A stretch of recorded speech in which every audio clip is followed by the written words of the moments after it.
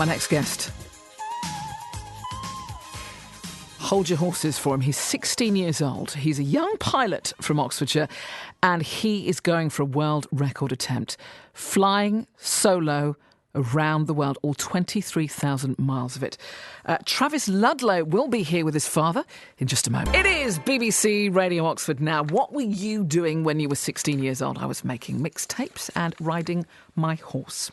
Well, we're continuing to hear from inspiring young people with my next guest, who's attempting an incredible world record, no less, at the age of 16. Travis Ludlow dreams of flying 23,000 miles solo across the globe. This is giving me heart palpitations just reading this, making him the youngest person to do so. Joining me in the studio right now is Travis. And his biggest fan is Father Nick. Hello. Hi there. Thanks for having us. My goodness me. I mean, I'm not related to Travis, and this is giving me heart palpitations. I mean, the first time that he ever got in a plane and flew solo, that must have given you a similar experience. In fact, it was, his flying has never, he's always been very good at flying. But when he went solo, I had my heart in my throat, and I was, a little worried. And that was at 14. And then he went solo just after his 16th birthday, day after his 16th birthday. And that was also terrifying. I suppose, though, it was just ultimate freedom for you, though, Travis, wasn't it? Yes. When you're in the air, you feel so free, because all you worry about is flying, and, all your other worries just, you don't think about them. It's just, you focus on flying, and it's just amazing. So your first solo flight, I mean, this was a glider, so this is obviously a different plane that you'll be flying around the world in, but there's that freedom, like you said, but also that it's quite sort of still, isn't it? It's almost like time stands still when you're in the air, a little. Yes, it is. It's not like driving a car. I have to, turn out of all the turn and everything. It's just... you can't even drive a car yet. Yeah, I can't drive a car yet. Yeah, no. I was. It's funny. I could fly a plane before I can even drive a car. It's just relaxing. When you're up there, you just sometimes. You're just relaxing. You don't have to follow the road, and you just go wherever you want, do whatever you want. And it's fascinating. I mean, I've seen the Oxfordshire from that viewpoint, actually, and it's fascinating to look down upon the landscape and how beautiful it is. Yes, that's actually why I do it. It's just the views. I just love the views, looking down. That's my house down there. That's my school. I just love doing that. It's just they're amazing. My friends. Yeah, there's my friends. Yeah, firmly on terra firma. But I suppose, I mean, for your father, this was no surprise that this was going to be something that you want to do. But maybe not the world record attempt, but certainly be a pilot, because you just had this curiosity, didn't you, from a very, very young age? Yes. So I've always been interested in flying. I think it started when where we used to live, there was a very small airfield where I used to live, and this plane would do stunts over my house all the time, and I thought, wow, that's so cool. And just, since then I just wanted to be a pilot. But I was probably about 11 or 10 years old when I thought about it'd be cool just to fly a plane around the world, like really young. And I guess I told my dad at first, he sort of laughed it off. But then, I went solo on my 14th birthday, and he thought, I don't know what happened, but he started thinking, this is a possibility. I could fly a plane when I'm 14. I can surely, fly anywhere in the world. Surely that's patience for you. You really had to wait until you actually got into the cockpit of a plane, because some young people. You have aspirations to be things, but within a time frame, if they have to wait for something, then they go off the idea. But you were totally committed to that idea. So of course, your father Nick is then involved in making that happen, and I'm guessing getting a bit of money together as well, because this is not a cheap hobby, Nick. No, it's not. I'm hoping he'll pay me back one day.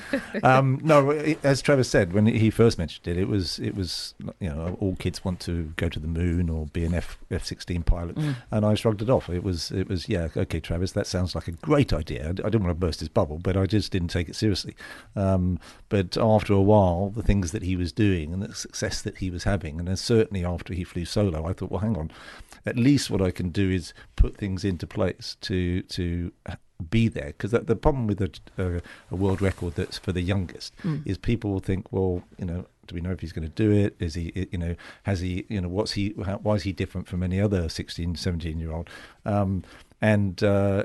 But because of what he'd done up until then, I thought, well, let's at least plan. And there's a lot of planning that's gone into this for the last year and a bit. We've been planning But there must be a degree of talent as well, because I should imagine that all the reading that you did, yes, that gave you an insight into the engineering and everything like that, because that's important to understand, isn't it? And actually how a plane stays in the air. Yeah. But there must be a degree of talent, of natural ability that you showed when you first started flying, Travis. Yes, well, it's always been my flying which has been my strongest point. When all my instructors say, that you're a natural, since day one they're saying, I landed a plane on my third lesson, so that's just goes to show how. It's great how. I just feel so comfortable flying a plane. It just feels like second nature now. Yeah, it's great. Goodness me. Well, We'll talk about this world record attempt in just a few moments' time, and the sort of plane, because it's a very different plane from the glider that you will be hopefully flying 23,000 miles around the world. What an incredible guest. Travis Ludlow is my guest, along with his father, Nick. And we'll hear about this world record attempt. And by the way, he's just 16 years old in just a moment. After Incognito, Don't You Worry About a Thing. It's BBC Radio Oxford. Don't you worry about a thing. It's BBC Radio Oxford, and I should imagine that's exactly what my guest in the studio, Travis Ludlow, will be saying to his parents when he takes off and in his world record attempt. And he's 16 years old. He's from Oxfordshire, and Travis is flying 23,000 miles around the world trying to break this world record. So tell me about this, because the planning, Travis, you've got it's with intricate detail, I should imagine. It's with military precision. Yes, so there is a lot of planning that has to go into this. But this is where there's a company called General Aviation Support Egypt, and they basically manage flights that are flying around the world. Like my flights, light aircraft. And what they do, they'll manage, how the food, the accommodation, and the fuel where I'm staying. So basically, all I have to plan for is just the flights, and it just makes things so much easier. It's just a lot safer because there's a lot less things I have to stress about, because I don't have to worry about if there's fuel at this airport that I'm landing at. And it's just so much better, pretty much, because that's all I focus on. I want to hear about the route, actually, and obviously how people can support you as well in this world record attempt. But your dad, Nick, is here, sat beside you. How does your mother feel all about this? Because I'm a parent of 2 children, and I'm happiest when we are all in the house, safe, sitting around the table, so I know where everyone is. Yes.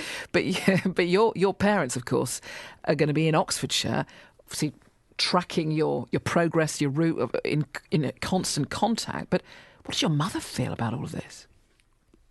Well, at first, my mum was very nervous. She did not support it at all. But I don't know what happened. I think she just saw how enthusiastic I was about this, and I think she realised, how great this would be for my future and everything.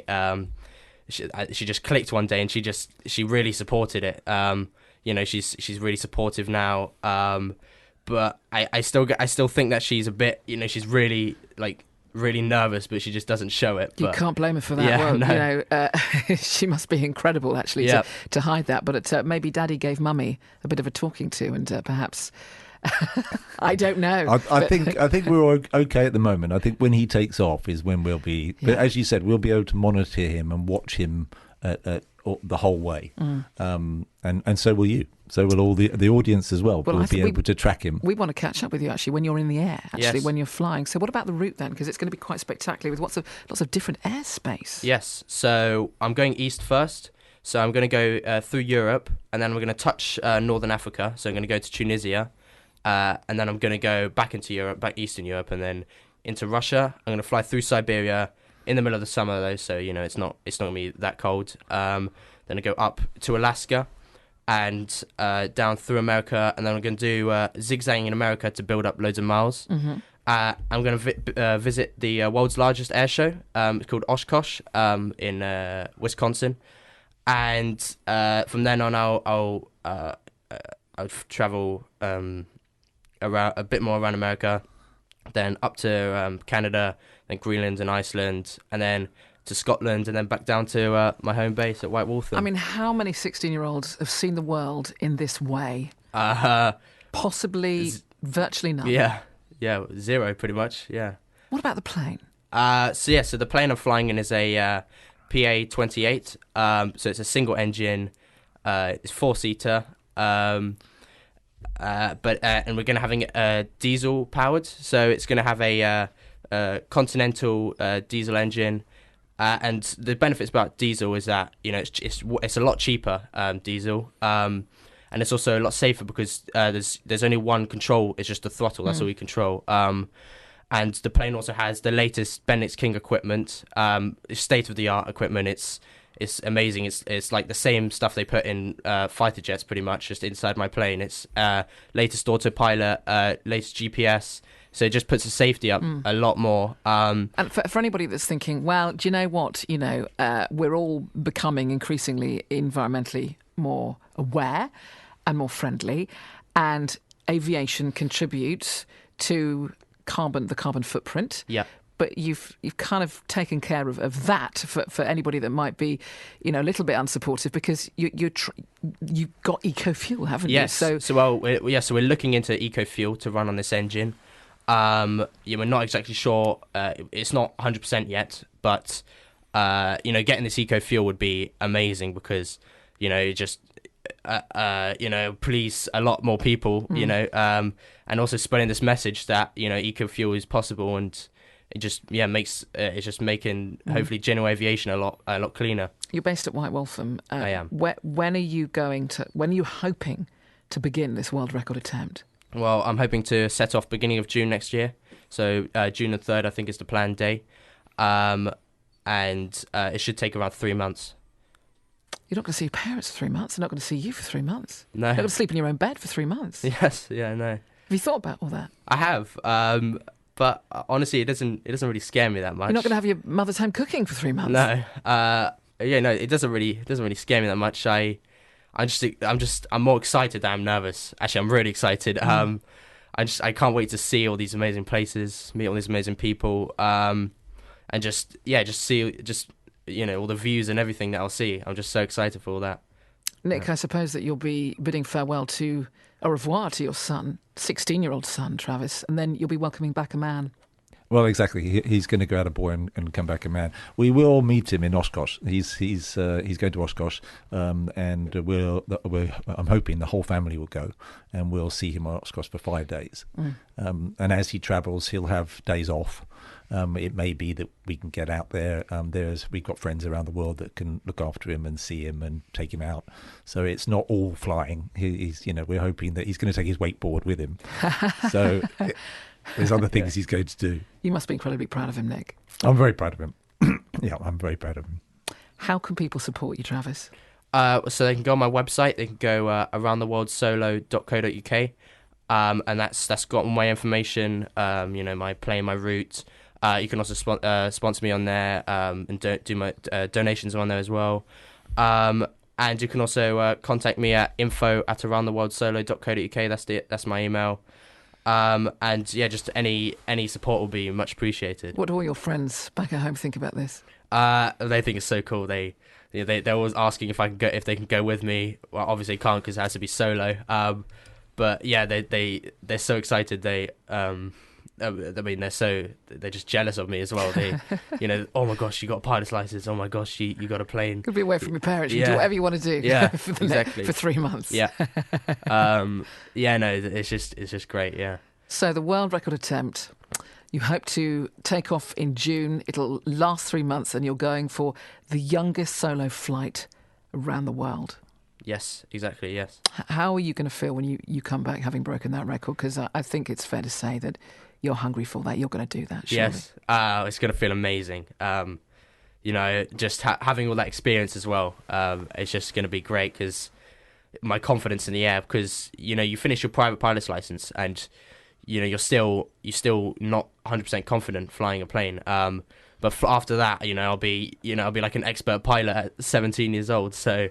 It'll just be fantastic. So where does that leave the future and your aspirations? Because, clearly this is something that you're going to want to do professionally. So what are your dreams and aspirations? Well, I like to fly for the big airlines. This will kickstart my career basically in the big airlines. So I don't think anybody else will have that on their CV, exactly, will they? Yes. No. It'll be great because hopefully employers. Actually, I know employers will like this a lot. So get all these jobs with I don't know, BA, Virgin, whatever. Yeah, it'll be great. Yeah. Well, by the power of technology, I know that we're going to keep in touch. Like I say, when you are in the air, I wish you the best of luck. Thank you. Thank you so much, both of you, for coming in. Travis Ludlow and his dad, Nick. And like I say, best of luck and happy Christmas. Yes, you too. Enjoy it, won't you? Thanks. Thank you so much. Thank you. BBC Radio Oxford.